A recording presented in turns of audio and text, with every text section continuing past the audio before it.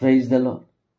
तेरे प्रिय प्रभु को लोक माने आज आम को ईश्वर को निकट में प्रार्थना करबा दरकार।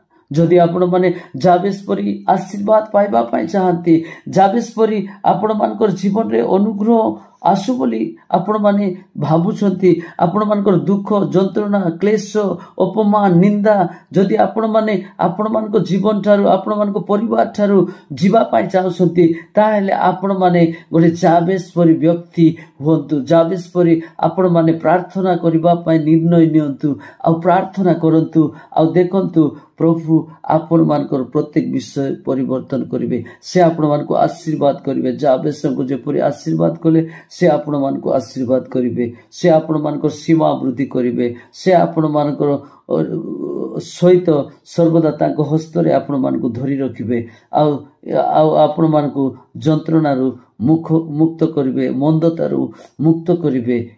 एणु करी प्रिय प्रभु को लोक माने आम माने समस्ते जाबेस अंको प्रार्थना ठारू जाबेस अंको परमेश्वर को आमे अधिक आवश्यक करबा आवश्यक अटे। कारण जाबेस अंको प्रार्थना ठारू आमको जाबेस को प्रार्थना नुहे, आमको जाबेस को प्रार्थना नुहे बरं जाबेस को परमेश्वर आवश्यकता अछि।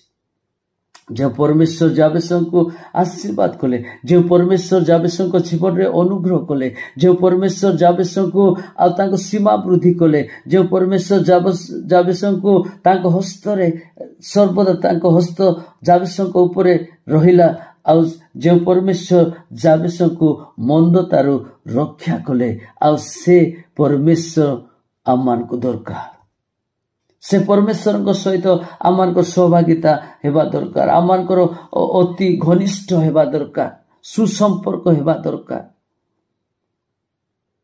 प्रिय प्रभु को लोक माने प्रार्थना करबा देश पाए राज्य पाए लोक मान को निमंते। तेबे प्रभु आपण मान को मते आशीर्वाद करिवे, आम मान को आशीर्वाद करिवे। जदि आम माने गोटे आशीर्वाद प्राप्त व्यक्ति हेबा, गोटे अभिषेक रो व्यक्ति हेबा, तेबे आम यह जानिबा दरकार आम मान को जीवन रे प्रभु को अनुग्रह यथेष्ट जदि आम चाहूछु, ताहेले प्रभु को निकट रे आम मान को प्रार्थना करबा कहबो। गोटे पवित्र जीवन काटिबा पाए, गोटे उत्तम जीवन काटिबा पाए, गोटे आदर्श जीवन काटिबा पाए, गोटे अनुग्रहर व्यक्ति हेबा पाए, गोटे आशीर्वाद व्यक्ति हेबा पाए आम मान को प्रार्थनामय जीवन